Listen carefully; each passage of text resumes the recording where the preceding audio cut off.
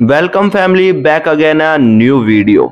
ये वीडियो हमें महाराष्ट्र से किसने भेजी है ये आपको आगे पता चलेगा, लेकिन स्टोरी के अंदर क्या है छोटा सा इंट्रो हो जाए। ये सुनसान रास्ता ऐसा रास्ता है जिस पर लोगों ने कहा है कि आते जाते लोगों को कुछ महसूस हुआ है और अक्सर इस रोड पर रोने की आवाज भी आती है। लोगों ने इस बात के चलते पुलिस कंप्लेंट भी की है और लोगों ने जानने की भी कोशिश की है कि आखिर क्या है, लेकिन किसी को आज तक पता नहीं चला। लेकिन इस हादसे के बाद लोगों को ये यकीन हो चुका था कि हाँ, इस रोड पर कुछ और नहीं बल्कि एक बुरी शक्ति रहती है।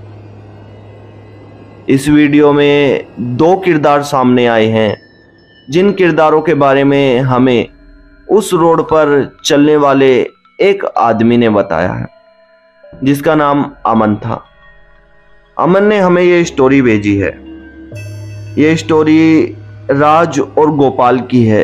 अमन इन दोनों को शायद जानता है या फिर ये दोनों उसके मोहल्ले में ही रहते थे, लेकिन अमन ने तो हमें ये बताया है कि हाँ, ये दोनों उस दिन जब हमें दिखे थे तो ये बहुत ज़्यादा परेशान थे और हमें साफ तौर से ये पता चल रहा था कि इनके साथ कुछ बहुत ज़्यादा बुरा हुआ है। पता चलेगा स्टोरी में कि क्या हुआ इन दोनों के साथ। उससे पहले चैनल का इंट्रो। नमस्कार दोस्तों, जय भोलेनाथ। मेरा नाम है शंकर। मैं कहानियाँ सुनाता हूँ, ऐसी कहानियाँ आप सभी के लिए लेकर आता हूँ जो कहानियाँ सच्ची घटना पर आधारित होती हैं। इन कहानियों को सुनकर हमारी फैमिली काफ़ी ज़्यादा हमें सपोर्ट करती है। अगर इसी तरह से फैमिली का प्यार बना रहा तो जल्द ही मैं किसी हॉरर जगह पर जाके भी एक वीडियो शूट करने वाला हूँ। दोस्तों, आपके कमेंट हमारे लिए बहुत ज़्यादा महत्वपूर्ण रखते हैं, क्योंकि ये कमेंट हमें सर्च बार में सबसे ऊपर पहुँचा देंगे। दोस्तों, अगर आपने अभी तक इस चैनल को सब्सक्राइब नहीं किया है तो प्लीज़ पहले चैनल को सब्सक्राइब कर लीजिए और चलिए बढ़ते हैं आगे की ओर।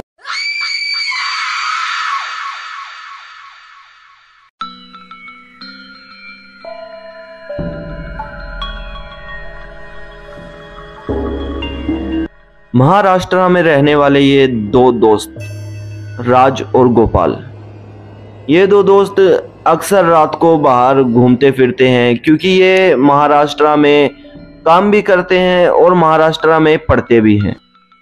इसलिए दोनों जब रात को इकट्ठे होते हैं तो अक्सर बाहर घूमने निकल जाते हैं।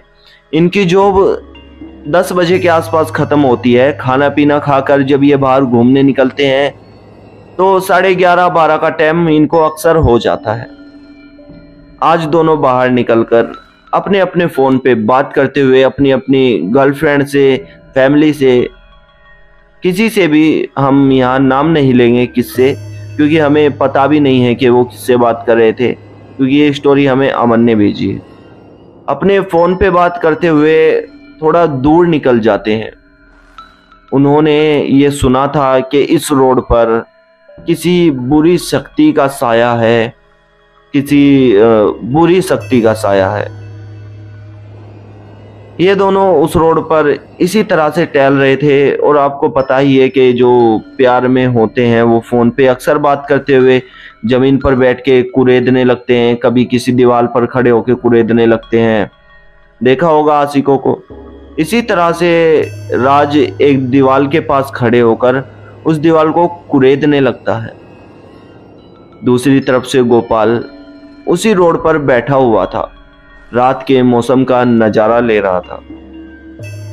ठंड का समय था तो धुंध भी काफ़ी थी और इस धुंध ने दोनों दोस्तों के बीच की दूरी को ख़त्म कर दिया था, क्योंकि अब दोनों दोस्त एक दूसरे को दिखाई नहीं दे रहे थे।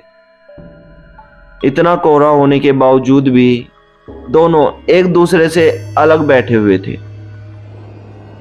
अचानक से गोपाल की चिल्लाने की आवाज राज को सुनाई देती है।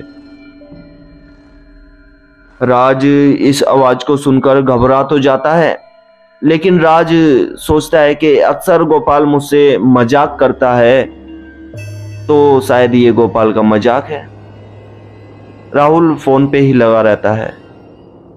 एकदम से गोपाल भागता हुआ राज को कहता है कि राज, यहाँ से जितनी जल्दी हो सके निकल भाई, यहाँ कोई चुड़ैल है, जल्दी निकल यहाँ से।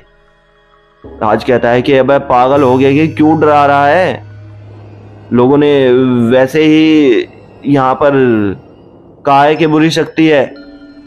भाई मैंने उसे देखा है, बहुत भयानक है, बहुत लंबी एक औरत है, वो इसी तरफ आ रही है, भाई निकल यहां से।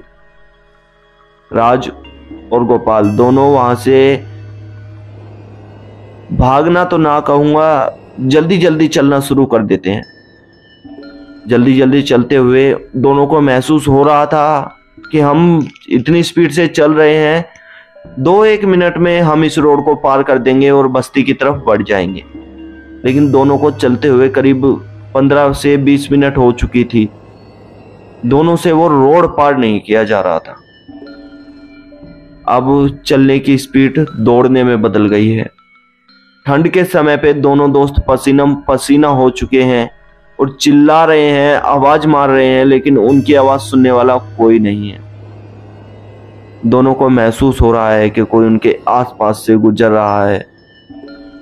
ठंड में बहुत ज्यादा ठंडी हवाएं उनका शरीर अब सुन्न करने लगी थी। दोनों की हालत बहुत ज्यादा बुरी हो चुकी थी और दोनों थक चुके थे बहुत बुरी तरह। उस रोड से निकल नहीं पा रहे थे, कुछ भी कर लिया उन्होंने, किसी भी तरीके से उस रोड से नहीं निकल पा रहे थे। राज थक के रोड पर बैठ जाता है और मन ही मन बजरंगबली जी का जाप करने लगता है।